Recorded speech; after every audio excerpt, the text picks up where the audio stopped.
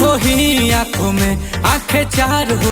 Bhojpuri industry के silent star नीलकमल सिंह के भैया आजकल मार्केट में बहुत ज़्यादा बोलबाला बा। काहे से कि नीलकमल सिंह के एगो इंस्टाग्राम पर गाना एक नंबर पर ट्रेंड करता, महरूम कलर के सड़िया। नीलकमल सिंह के भाई काहे कहते नहीं बहुत ज़्यादा बोलबाला बा। नीलकमल सिंह के एगो बहुत ही ब्लास्ट लगन स्पेशल गाना आइल बा, जौन गाना के नाम हो काला चश्मा लगा लीजिए।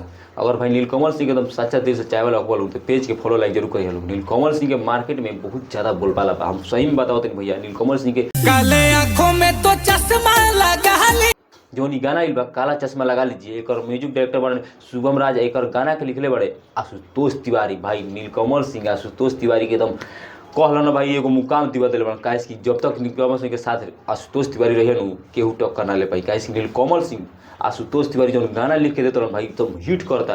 पवन सिंह के भी पीछे दिन दिले गाना लिख के आशुतोष तिवारी पियर फराक वाली, सोचा कि आज तक लगन में सबसे ज़्यादा हिट हो 500 मिलियन पहुंच गई बा।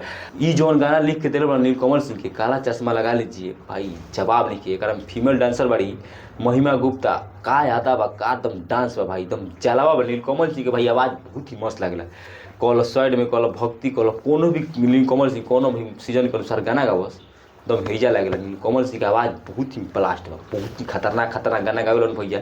तो नीलकमल सिंह के एकदम काल सारे गाँव हम भोजपुरी चैनल से ई गाना आई, जो गाना का नाम हटे काला चश्मा लगा लीजिए। भाई प्यार दिखा देगा नीलकमल सिंह पर। काहे कि नीलकमल सिंह पवन खेसारी से कम नहीं कन। पवन सिंह के जितना गाना बजेला, जितना खेसारी लोग गाना बजेला, उतना भी नीलकमल सिंह के गाना बजेला। काहे कि साइलेंटली नीलकमल सिंह के गाना आवेला ट्रेंडिंग में पहुँचला। ई हम मजाक नहीं करत भैया, काल गाना ई देख लिया लोग जाके सारे गाँव हम भोजपुरी चैनल से ही एक बार देख के तब हमारे वीडियो देखे लोग। अच्छा ना लगी तब ना देखिए लोग वीडियो, एक बार गाना जरूर देखिए लोग। बहुत ही खतरनाक गाना में मेहनत कर ली बा, लाजवाब गाना बा भैया, जरूर देखिए लोग।